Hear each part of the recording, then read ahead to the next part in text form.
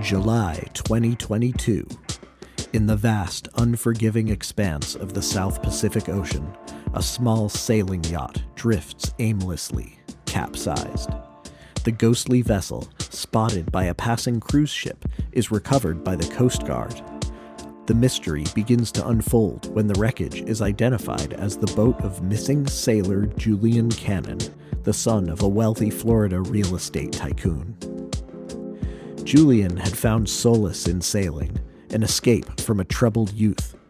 From what was found in the capsized boat, it was determined that in 2019, while preparing for a prestigious world sailing race, his rebelliousness manifested itself as a dangerous solo voyage through the remote and rarely explored Vesnet Island chain.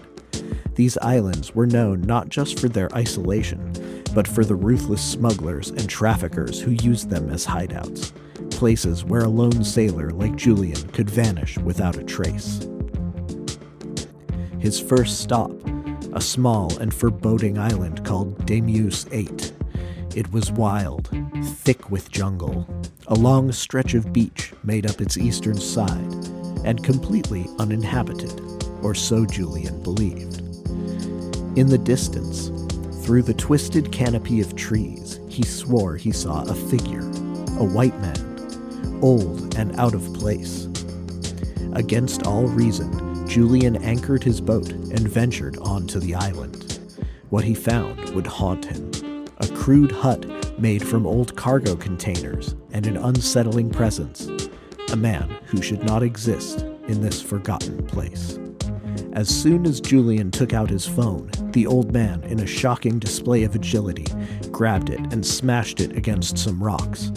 Although he spoke English with an American accent, he offered no name, no history.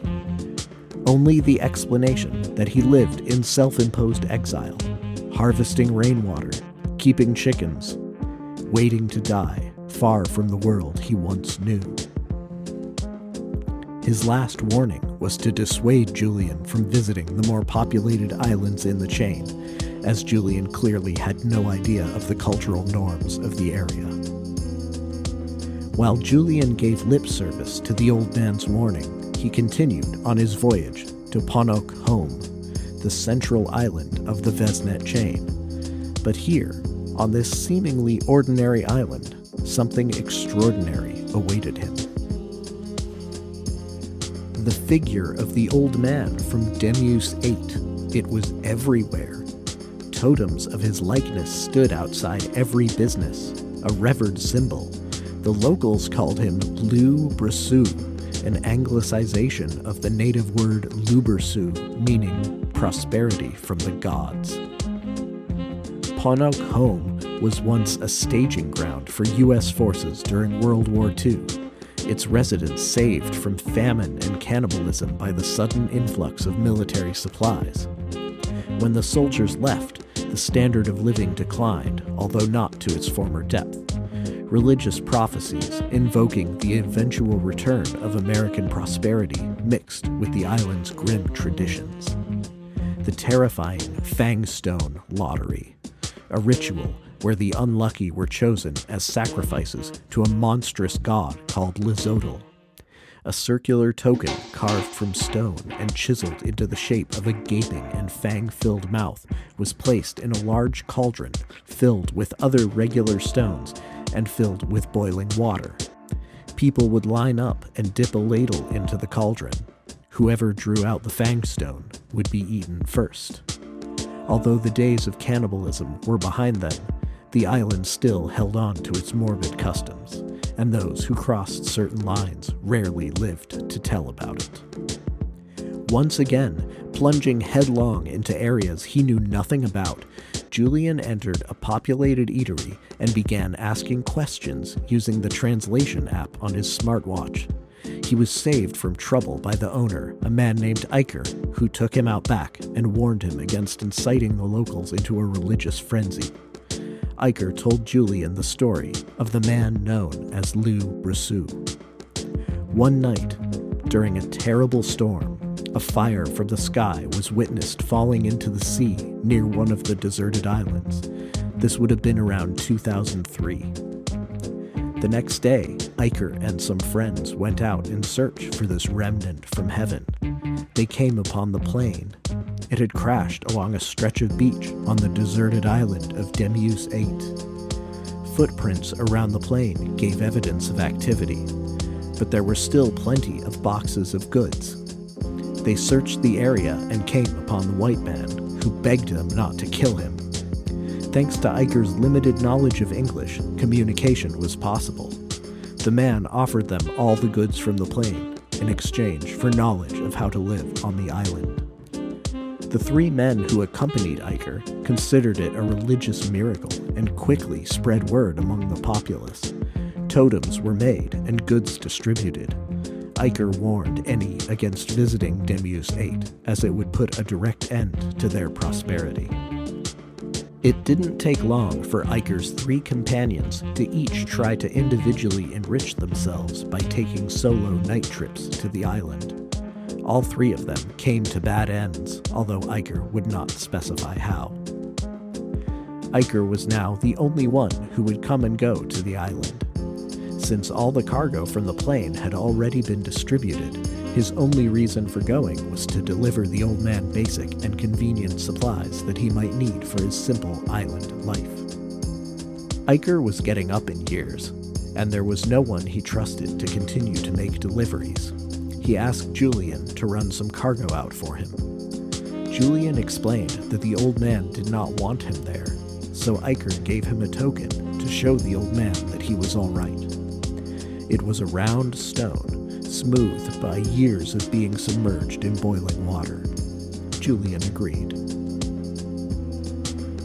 Before going back to Demeuse 8, Julian stopped at his boat to do some research. Thanks to his Wi-Fi, it didn't take long to discover the truth about the mysterious man. Alan Meyer, the disgraced founder of Re-Rise Energy, a man who once controlled a global tech empire, only to watch it collapse in scandal and ruin. Around 1997, it became obvious to insiders on Wall Street that despite Re-Rise's early innovations and numerous patents, the company had turned into a massive Ponzi scheme on the verge of total collapse. The company filed bankruptcy in 2001, right before the SEC investigations were made public. Nearly 100,000 people lost their salaries and life savings. Meyer was vilified as being among the largest financial criminals in history. Like Julian Cannon, Meyer had been a troubled youth, but discovered a love of planes, which curbed his errant ways immediately. He had been an amateur pilot his entire life, and it was the only way he ever truly was able to feel relaxed, as he had told the press on numerous occasions. He often flew to tropical islands, so even though his legal troubles were looming, it was not odd for him to be flying in the Southern Pacific. What was odd was for him to completely ignore the weather warnings and fly straight into the storm. His plane was searched for, but never recovered, and Alan Meyer was presumed dead in early 2004. Cannon deposited his deliveries to Demeuse 8 around the end of March 2019. The old man confirmed that yes, he was Alan Meyer. Like he had told Julian earlier, he was planning on dying here, but if Julian went to an American embassy to tell them who he had found, that was his business. Meyer asked him not to, but seemed resigned to either fate. They talked for a while and shared stories of their respective love for aircraft and boats. Meyer often lamented about not being able to fly ever again, and that if he was ever caught, that would be the one part of it he would enjoy. Since Julian presented the token given to him from Iker, Meyer gave Julian a token to bring back in return to show Iker that the goods had been received. Since Julian had no clue about the cultural norms of the area, he did not recognize the Fang Stone.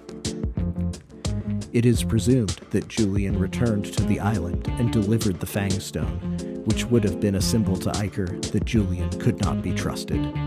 What happened to him next is up to speculation. His boat was found, capsized and adrift 4 years later. Iker has since passed, and no one in Ponok home knows anything about Julian, although the legend of Lou Brasou is still celebrated in parades and festivals.